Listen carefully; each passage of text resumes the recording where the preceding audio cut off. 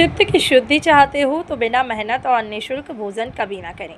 जो इंसान बिना श्रम के भोजन खाता है वह अगले जन्म में अजगर की योनि प्राप्त करता है। शास्त्रों में 5 शुद्धियाँ बताई गई हैं। माता पिता, अन्न, मन और आत्मा की शुद्धि जरूरी है।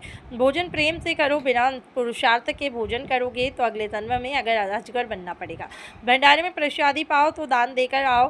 पुण्य कमाओ, पाप नहीं। श्रद्धालु तीर्थों में जाते हैं तो भंडारा खाते हैं। तुम्हारा सारा पुण्य भंडारा करने वाले ले जाते हैं। यदि चित्त की शुद्धि चाहते हो तो कहीं भी निःशुल्क अन्न मत पाओ। प्रभु के पास एक क्षण का हिसाब प्रभु के पास होता है। ये बातें चंद्रवंशी छत्र खाती धर्मशाला राव में भक्तजनों और नवमुल्तियों गोत्र चौधरी परिवार द्वारा पुरुषोत्तम मास के पावन अवसर पर आयोजित श्रीमद् भगवत कथा के पंचम दिवस मुखारविंद से कहते हुए कथावाचक कपिल मेहता ने व्यक्त की। इसके अलावा कुछ सवाल किए गए तो उन्होंने बेबाकी से जवाब देते हुए कहा कि आज का इंसान नाना प्रकार के नशे की गिरफ्त में है।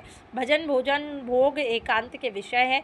बच्चों को हमें संस्कारवान बनाने के लिए काम करना चाहिए। यदि ये कर लिया तो असामाजिक तत्व पैदा ही नहीं होंगे।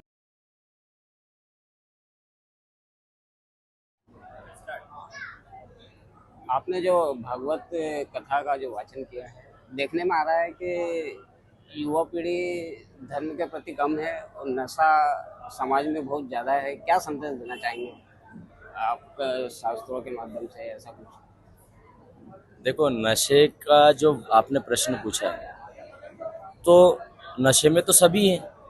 कौन नशे में नहीं है? नशे का अर्थ केवल मादक पदार्थ नहीं है, स्वयं के अहंकार का भी तो नशा है। अगर जीव अपने परिवार में संस्कार का व्यवस्थित रूप से प्रचार प्रसार करता है, जितना वो स्वयं का दिखावा या महिमा मंडन करता है, अगर वो प्रचार प्रसार करे तो कभी असामाजिक तत्व पैदा ही नहीं होंगे। देखो, प्रातः काल उठई रघुनाथा, मातु पितु गुरु नाम ना वही माता। सुबह उठो, कराग्रे वस्ते लक्ष्मी कर मध्य सरस्वती। कितने लोग करते हैं? क्या आप स्वयं अपने माता पिता के चरण स्पर्श करते हो? समुद्र वसने देवी पर्वत स्तन मंडले विष्णु पत्नी नमस्तुभ्यं पाद स्पर्शम चमस्व में हम करते ही नहीं। दीप ज्योतिर पर ब्रह्म। हम हमारे मूल सिद्धांतों को भूल गए, इसलिए आजकल का युवा धर्म छोड़ेगा तो अधर्म में ही जाएगा। भाई, धर्म का दूसरा पहलू अधर्म है। तो अधर्म में जाने का सबसे बड़ा कारण संस्कार की हीनता है। ज्ञान देने से कोई ज्ञानवान नहीं बनता, आचरण में लाने से। और आचरण में क्या है? छोटी छोटी चीजें। भाई, बच्चे को सुबह जल्दी उठाओ, माता पिता के चरण स्पर्श कराओ, समय पर स्नान करवाओ, उसकी आदत डालो कि रोज भगवान की सेवा करे।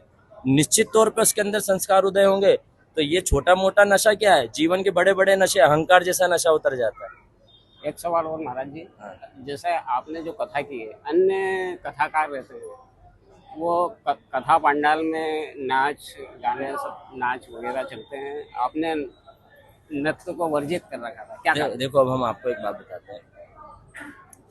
भजन, भोजन और भोग ये एकांत के विषय है। तुम्हारी पत्नी भले ही तुम्हारी शादीशुदा है, लेकिन तुम सार्वजनिक रूप से उसके साथ काम क्रीड़ा नहीं कर सकते। ये लोकाचार की मर्यादा है। तुमने भले उसका वर्ण करा है, लेकिन उसकी मर्यादा क्या है? अगर वो सार्वजनिक होगा तो वो व्यभिचार हो जाता है। एक प्रसंग था भागवत में, अजामिल ने एक वेश्या को काम क्रीड़ा करते हुए देखा, तो वो ब्राह्मण पवित्र था, उसके मन में अपवित्रता आ गई।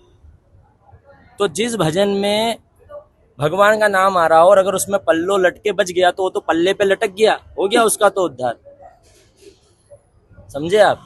सांसारिक भजन नहीं है ये सांसारिक भव जंजाल में फंसाने का माया का नया माध्यम है गान। हमारे यहाँ केवल और केवल परमात्मा के लिए गान गाया जाता है। किसी को रिझाने के लिए गाने की आवश्यकता नहीं है।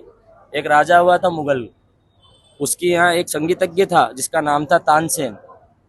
वो तानसेन से राजा ने बोला कि जब तुम इतना बढ़िया गाते हो तो तुमने जिससे शिक्षा ली है वो कितना बढ़िया गाता होगा, मुझे उस तुम्हारे गुरु का गान सुनना है।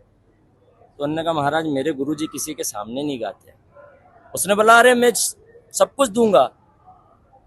मैंने कहा, महाराज वो तो मधुबन में रहते हैं, आप एक काम करो, चल लो कभी मौका मिल जाए। 1 महीने तक अकबर मधुबन में रहा, लेकिन उसके सामने हरिदास जी ने गान ही नहीं गाया।